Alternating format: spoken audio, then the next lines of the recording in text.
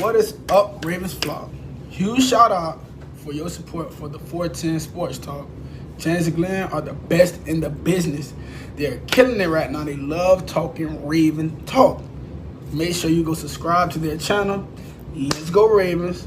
Big trust. Welcome in, everybody, to another episode of 410 Sports Talk. I'm James Haskell, along with my co-host Glenn Martin, and of course DK in the background. And we are here to talk about none other than the Baltimore Ravens' most likely vacant position, coaching position at offensive coordinator. Now, it's technically vacant in that Greg Roman's contract has expired, and the Ravens haven't talked about any sort of re-up. And we are all at the end of the strong assumption or the foregone conclusion that he will no longer be the offensive coordinator for the Baltimore Ravens. But hey, Glenn, Thursday, they could announce the extension of one Greg Roman. No, I'm totally no kidding. chance. I don't want to scare anyone. Jimbo, is it enough to say that just perception alone is enough to keep him? Like, there's no way they could attract any free agents with Greg Roman still here, right? Right. It's jamming. It's doing a lot of damage. Even if they believe he's the guy and that he's just being, kind of the scapegoat and just perception alone, he's got to go. That's a great point. Yeah, 100%. And so really what we're going to get into in this video is what we want the next offensive coordinator to improve upon, like what we want the new points of emphasis to be in the offense, what we want the offense to look like. Then we're going to talk about, give you some names, just look out for it because it's so early on right now. While it's early on, Glenn, we know things need to move quick, right? So we'll move quickly, but we also want to talk about how attractive the job is, right? And what determines that. So, Glenn, I know there's some things that we talked about before the show started as far as what we want the offense to, what differences we want the offense to have in this upcoming year. What are some things that come to your mind? Yeah, I mean, look, it was the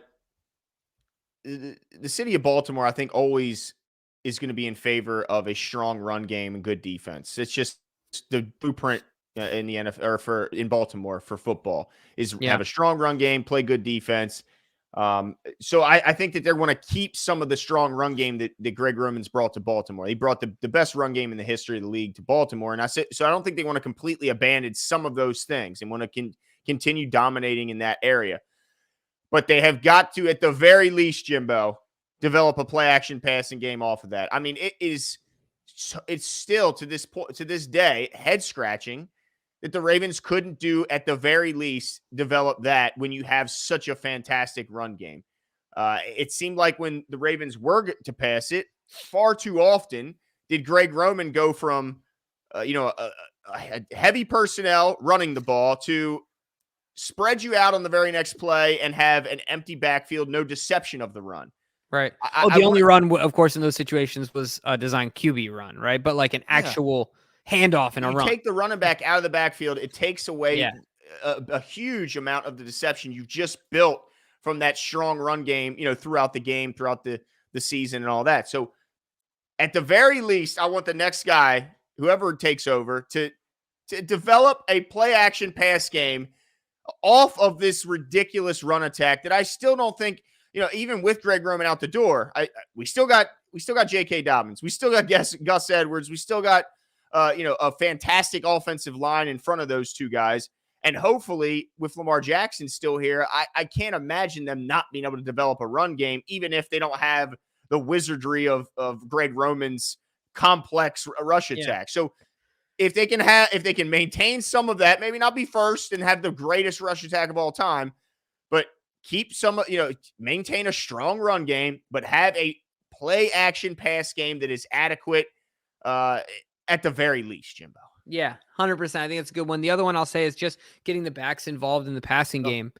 I mean, I think it's egregious what we've done. JK is an all-purpose back. He's an every down back. And I think that Gus is underestimated as a pass catching back. He's really developed into a better pass catcher. And then look, if we find a way to hold on to Justice Hill, I would be strongly in favor of that because I think he had a strong season this year.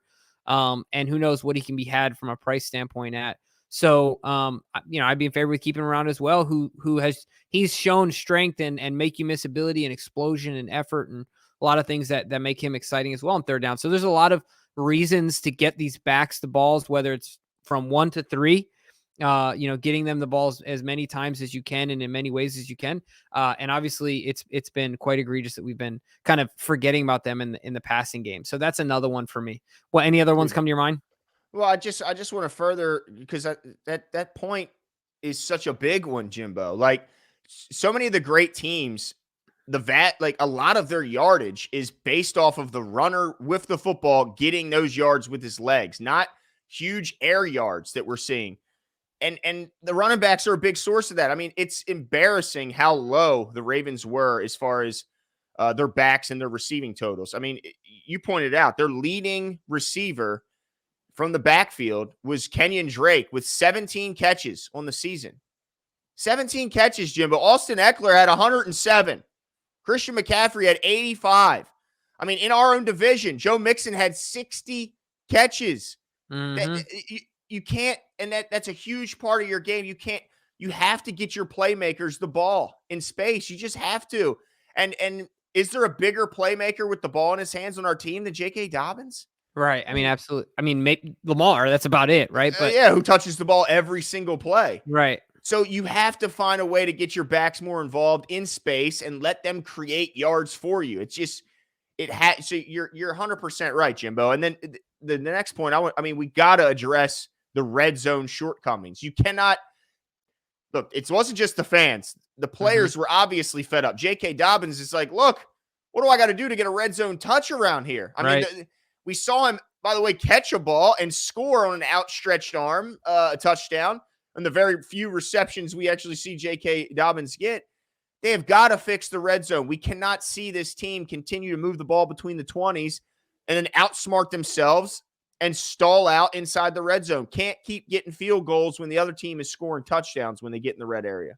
Yeah, 100%. I mean, I'm with you there. The other one I would say is just a developed passing scheme with some proper spacing, right? We all saw the all go routes, all curl routes, all stop routes. Like, we don't all need to have the receivers at every single level of depth and running the same route every single time we're passing the football. You know, we could do some things to properly space the field out,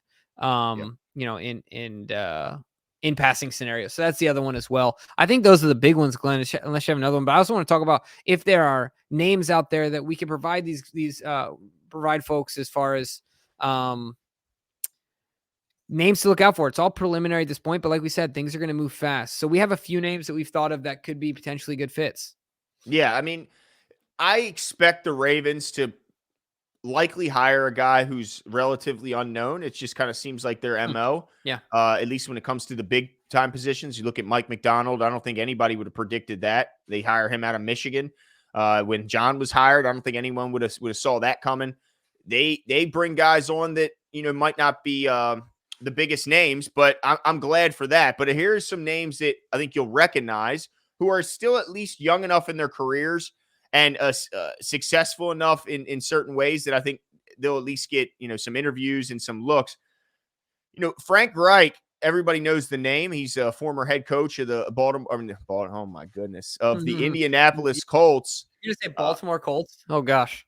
Dude, it's still, I don't know. It's still in my brain somehow. But Frank Reich is going to get a ton of head coaching interviews, I'm sure. But if they fall through, he's going to be looking for a job. And I think the Ravens, could do pretty well for themselves getting Frank Reich in here to be a play caller. Another couple names, Joe Lombardi, OC for the Chargers, was recently fired.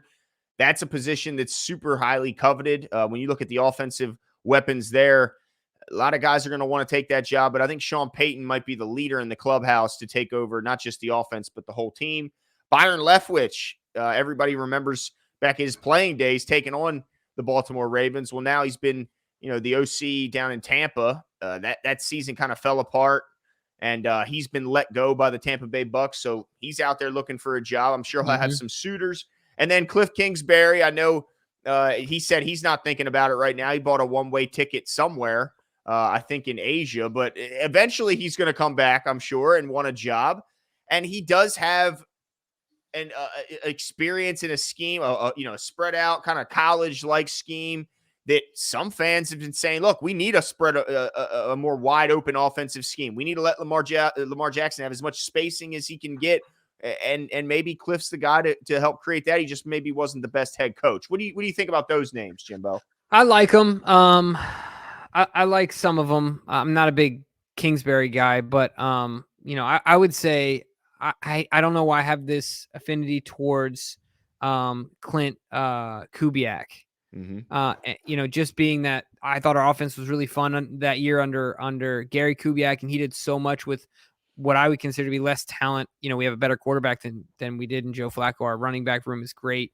Now we might have more to pass to back then, but I just think that type of scheme with the master of play action that Kubiak put in place here was super successful. I think it'd be a big help to Lamar Jackson's game and this offense as a whole. And you spoke to that. So, and obviously, Kubiak, I'm speaking about Gary Kubiak at this point. He's produced a ridiculous number of 1,000-yard rushers.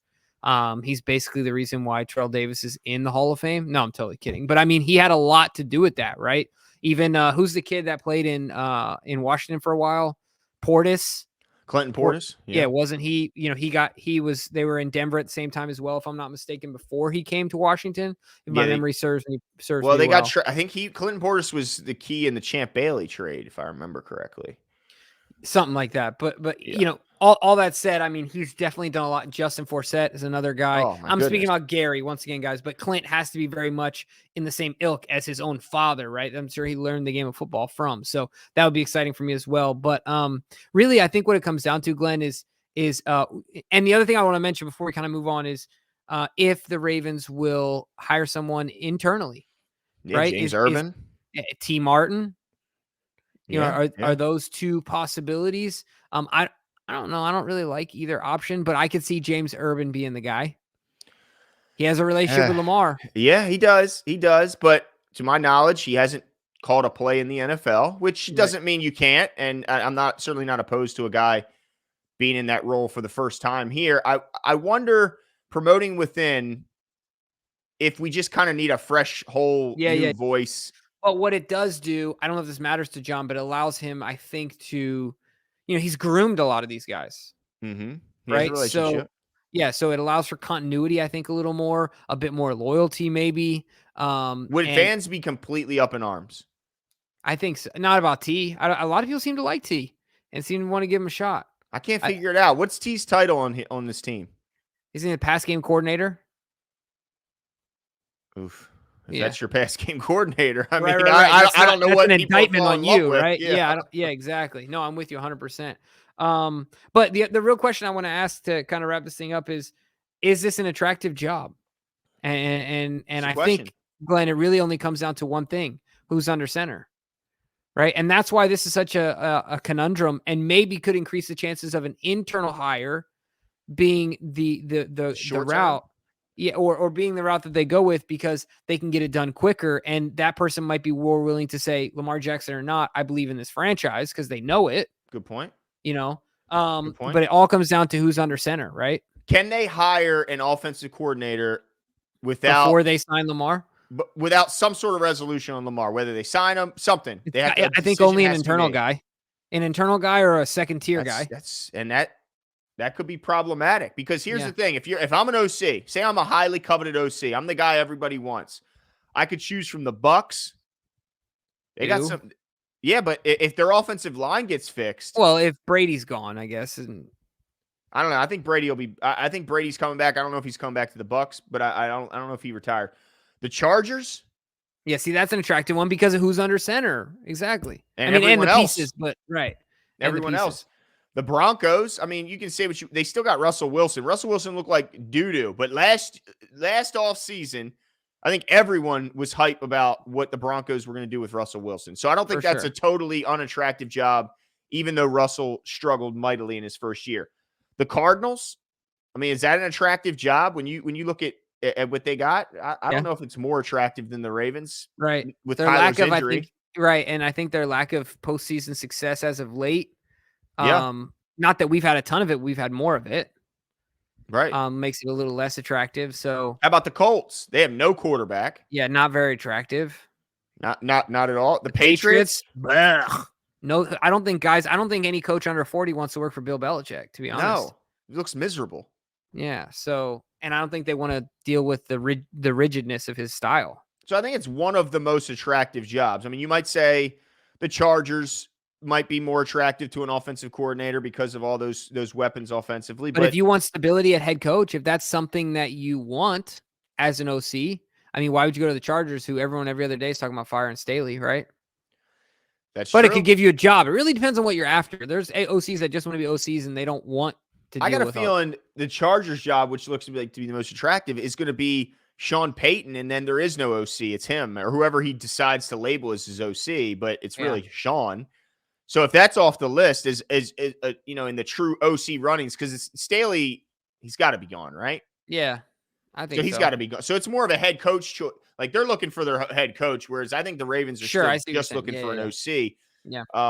But that's my last question to you, Jimbo, is if given the opportunity, if there is a guy out there that Steve Bisciotti would fire John Harbaugh for because this guy doesn't want to be an OC, he only wants to be a head coach? I don't think so. I mean, I just don't. I mean, Andy Reid ain't coming to Baltimore. No.